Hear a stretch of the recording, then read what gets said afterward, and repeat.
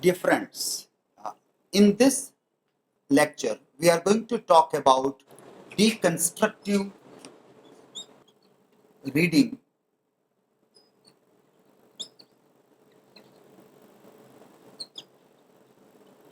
of a poem.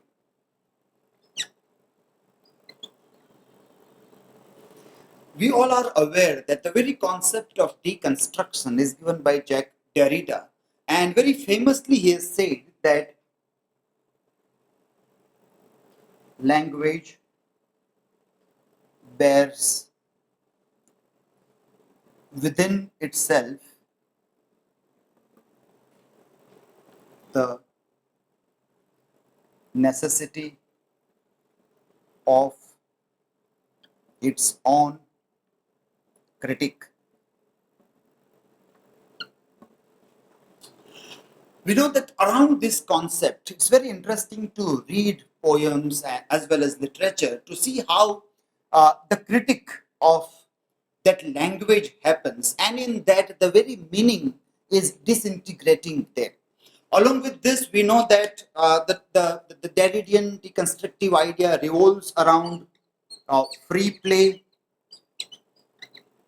or let us call it undecidability of meanings. Very famously, it revolves around the very idea of binary oppositions. And at the same time, we also see a very interesting interplay about hegemony and subjectivity.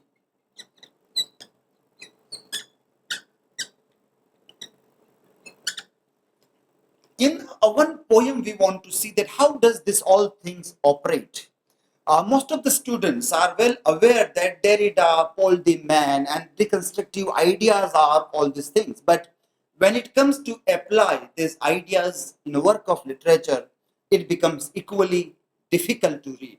And many times we have seen many people fail to read literature deconstructively. Today we are going to see an example and we are going to read one poem, a small sonnet written by William Shakespeare, and try to see how this can happen, how we can see language bears within itself the necessity of its own critique, how free play and undecidability of the meanings underplay into this sonnet, and how binary oppositions or the hegemony and subjectivity of the meaning keep on interesting interplay among themselves. So let us see the poem. Let us see the binaries that operate in this poem first of all.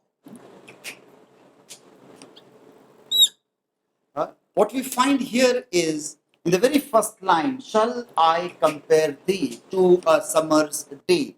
What are the binaries underplaying in this part are, for example, compare thee. This thee is the beloved.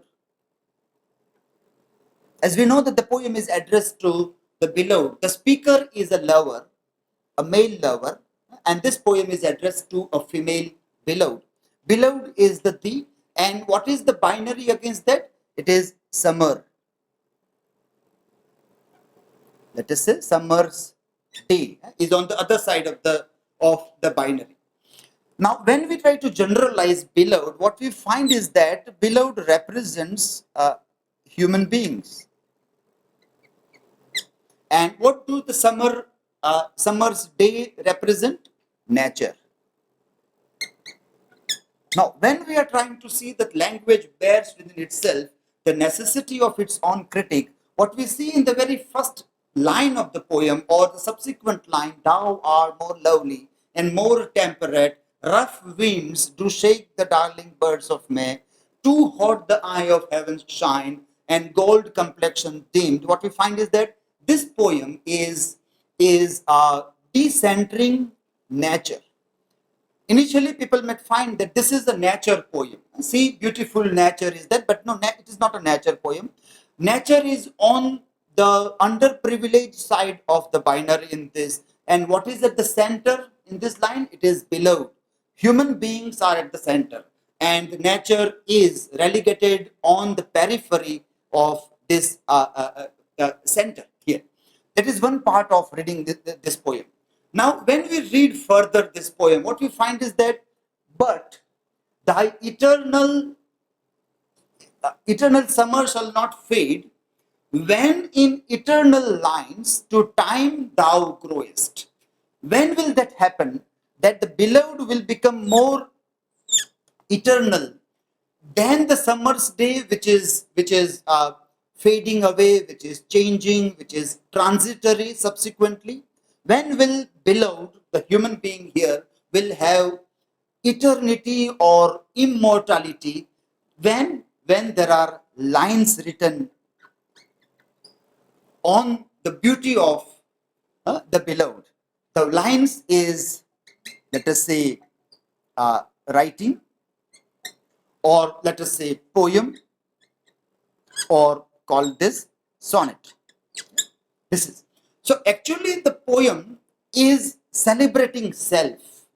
The poem seems to celebrate beloved, the human being here, by relegating nature on the periphery. But when we read further, that when will beloved will achieve immortality or eternal beauty, only when the condition for that is that when lines are written about that, when writing happens, when a poem or a sonnet is written on that. So what we find here ultimately is that it is celebrating self. The poem is celebrating self.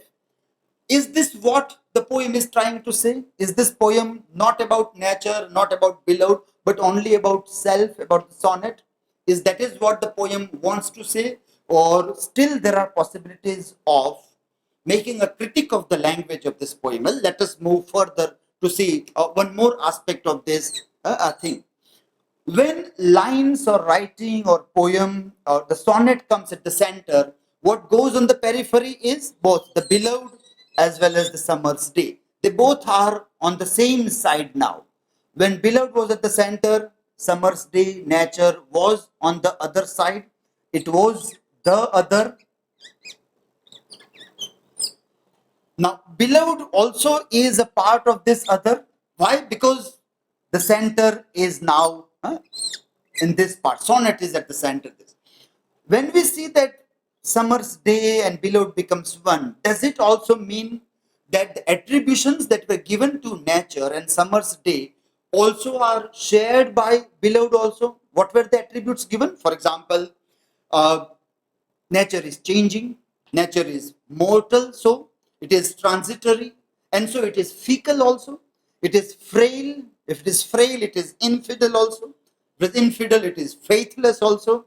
If it is faithless, it is disloyal also. If it is disloyal, there may be chances of adultery also. There may be chances of cheating also. Now see how free play of meaning starts happening when we have one attribute given to a nature, and that attribute is that it is temperate, it has rough winds, it is having a dimmed complexion, too hot the eye. Now this all can lead, when we go on looking at the attributes, we find that it may lead to adultery, it may lead to cheating among the relations also. Does the poem try to say that this beloved may have the attributes of the nature, and this beloved may have the tendency to cheat or not? Well, it is entirely deconstructing the very idea of beloved. The poem was supposed to be one of the most loved poems ever recited by lover for the beloved, but this is trying to say that beloved may be like nature, fickle, frail, infidel, adultery, cheating also. Poem is celebrating itself, that when things are written, when poem is written, then you become immortal. Poem is at the center. Is that what the sonnet tries to say, or there are possibilities of reading something else here also? Now, well, let us see one more. Let us move on one more step further here. And what we find is that this poem is also not only about lines and poem and the thing also. What we find is that uh, this poem also will be given a life when I. This is the key of understanding this poem, and this I, which is the very second word of this particular sonnet, is poet himself. or let us say lover himself. So it is not also celebrating sonnet or poem or writing or lines. It is perhaps celebrating self. And it says that if I write, then the beloved will become immortal and will have eternity, which even nature do not have. So this is perhaps the poem which is singing the song of self. It is the poet himself who is celebrating self, not even the sonnet, not even the beloved. Forget about the nature altogether here. Is this what the sonnet is all about? What is happening here when we read this poem, when we try to make a critique of a language of poem, and we try to keep on making a binaries after binaries into all these things, what ultimately we try to see in this poem? Well, what we find here is that it dramatizes in a very interesting way power struggle. It dramatizes in miniature the power struggle. And this power struggle obviously goes with implied threats. The power struggle goes with implied threats in this, and that is where things become very interesting to read this poem. So perhaps the lover is threatening to beloved that if I write on you, on your beauty, then only you will have eternity, immortality, and you can live forever. The songs can be sung about you if I write. And it obviously goes with various conditions. Why would I write a poem on you? What kind of compromises you as a subject, you as a other has to do or to give, to offer to this I who is having an hegemonic position here. Imagine there are subjects and there are privileged authorities and hegemony. Now, if that authority or hegemony deny to write history, deny to write or record anything in memory, what will happen to all those subjugated identities? So there is an implied threat into this sonnet which tries to say that an ultimate power struggle, and the one who can write will be ultimately in a hegemonic and powerful position in this way. Is this the truth of this sonnet? We don't know. Is beloved the center of this poem? We don't know. Is lines, sonnets, poem is the center of the poem? It is undecidable. Is poet celebrating himself in this sonnet? We can't say that with surety. Is there a power struggle here? Is there implied threats we try to speak about? The histories written about the people, the memories of the people recorded by a few people who are in hegemonic positions, and all other are subjugated identities there or not, we don't know. The undecidability, the language bears within itself the necessity of its own critique, and ultimately what we get is undecidability. Free play of meanings is what we have, and we can't decide that this is ultimately what the poem is trying to say. I hope this makes the point very clear what is deconstruction and how we can apply deconstruction in reading of literature. Thank you all of you.